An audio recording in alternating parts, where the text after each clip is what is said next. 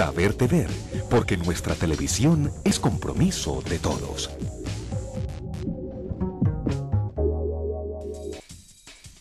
Por sus características audiovisuales, la televisión se convirtió en el medio de comunicación más utilizado y popular. De ahí su responsabilidad por brindar una información clara en temas relacionados con la guerra y el conflicto, que le proporcionen al ciudadano herramientas suficientes para entender contenidos afines con la realidad económica, política y social de su país y el resto del mundo. Escuchemos hoy la opinión de algunos periodistas expertos en el tema.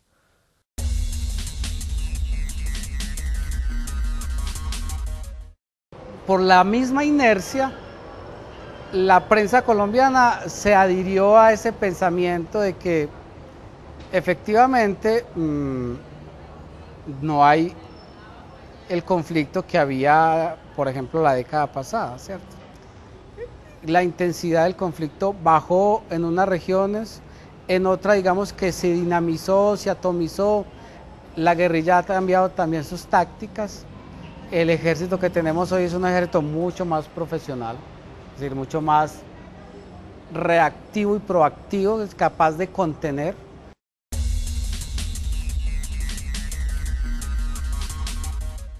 Es complejo, ¿por qué? Porque nuestro conflicto es un conflicto largo y degradado. Eso ha hecho que el ciudadano común y corriente, incluido el periodista que también es ciudadano común y corriente, ya no tenga la misma sensibilidad frente al conflicto. Entonces a nosotros nos dicen, es que antier mataron a un estudiante de la Comuna 13, ¿cierto? En el barrio Juan 23. Bueno. Y se limita como a hacer un registro notarial de la muerte, ¿entiendes? Pero es precisamente por lo que acabo de decir, nuestro conflicto está degradado por la duración que tiene.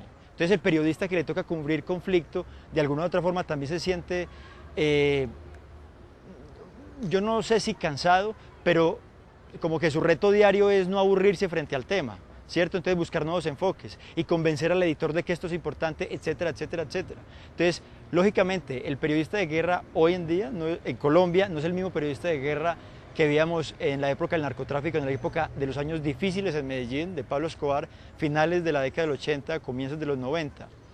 El conflicto ha cambiado ciertas dinámicas, ¿cierto?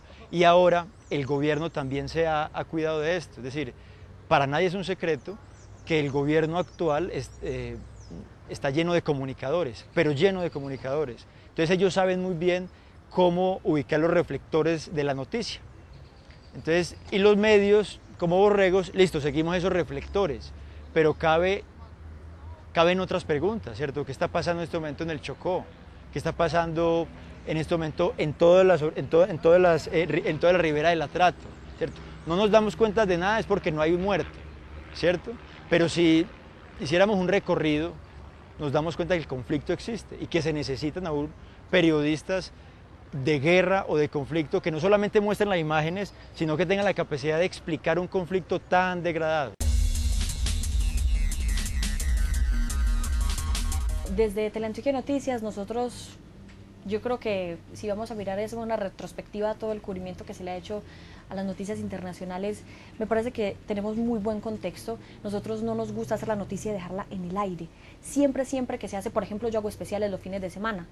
Esos especiales duran más o menos 5 minutos, 4 minutos, y ahí yo hago todo ese despliegue, digamos, en comparación a los otros medios, yo creo que estamos al nivel porque estamos en la capacidad de contestarle a la gente, explicarle cuál es el origen de ese conflicto o de la determinada noticia que se esté tratando en ese momento. Es decir, nosotros estamos, yo creo que en iguales condiciones para hacerlo.